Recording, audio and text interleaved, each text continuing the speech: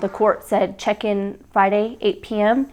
You'll be released Sunday evening. Fort Bliss Soldier Sgt. James Brown turned himself in Friday, July 13th to serve what was to be a 48-hour sentence for a DWI conviction, the only blemish on his record. What's so unusual about it is when a 26-year-old active military person checks into jail for a court-imposed sentence on a Friday, and he leaves Sunday, in a casket, something went horribly wrong there. But exactly what went wrong remains a mystery, in large part because every shred of video that exists of the combat veteran's few hours in jail is shrouded in secrecy, protected from public view by the county and state attorney general's office. Based on the jail incident report of Brown's death KFOX 14 has obtained, video would presumably show Brown being restrained and sedated by injection, and then within minutes bleeding from every orifice in his body.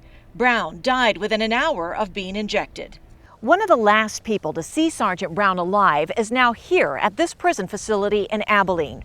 He says Sergeant Brown never resisted and was beaten even after he was unconscious. This inmate agreed to speak with us on condition that we don't share his identity.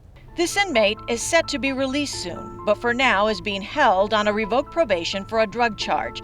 He does not want El Paso County correction officers to see his face and says he is not the only one who was witness to Sergeant Brown's death. There was a bunch of us in there, they ended up keeping us in the holding tanks for almost 3 days. They really weren't feeding you, I think they gave us one sandwich for the whole day, a sandwich and a carton of milk. So some guys were pretty, heated. That guy, James Brown, he was there, he was actually about to get released, pushed the door, but it was already locked, so he couldn't open it. He pushed the door and he cussed. And I don't want to say the words that he said, but he cussed at him and he turned around and walked to the back and just kicked back against the wall. Well, they came in, like I think it was 3 or 4 of them that opened the door, and they came in and they grabbed him.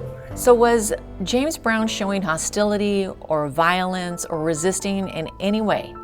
He was like, I didn't do nothing, you know what, I'm staying back here, I'm keeping my mouth shut. Well, they grabbed him, they took him out, and they took him to a little room in front of us. They took him back there, they kind of roughed him up, and when they were bringing him out, a guard from behind gave him I don't know what this shot is called. Some guys here were telling me that some places can do that. I never knew they can do that. They gave him a shot and he collapsed. I guess he didn't react good to it. And when he collapsed, that's when they jumped on him and they kind of beat him up and he was out conscious.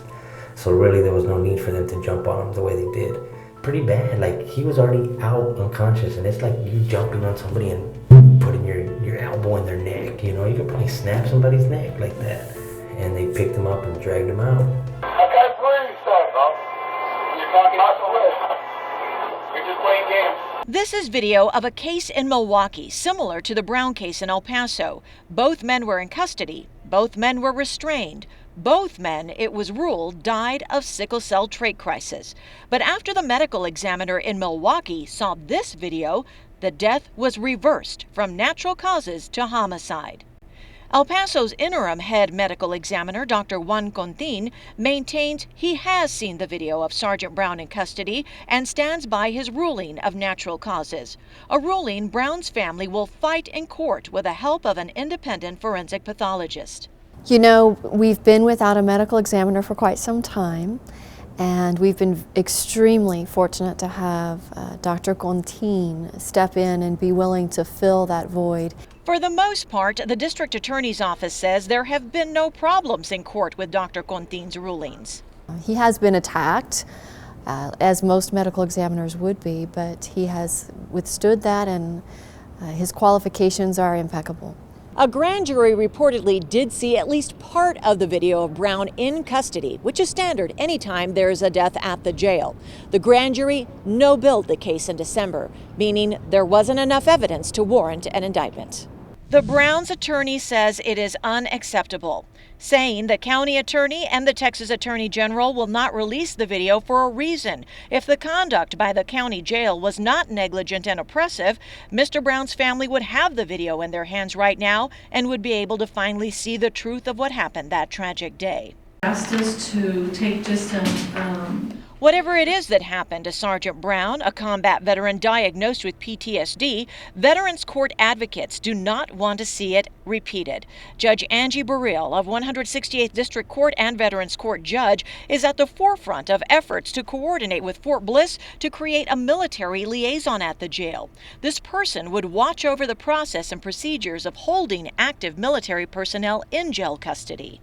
He was already about to get out. They gave him his paper and everything. And though no one was there for Sergeant Brown on July 13th, it doesn't mean no one knows what happened. Somebody even said a comment like, if they wanted to go back, if Internal Affairs really wanted to go back and say, we want to see every person, every inmate that was in there for witnesses and look on that camera, they can see by faces the window of the people that were right there.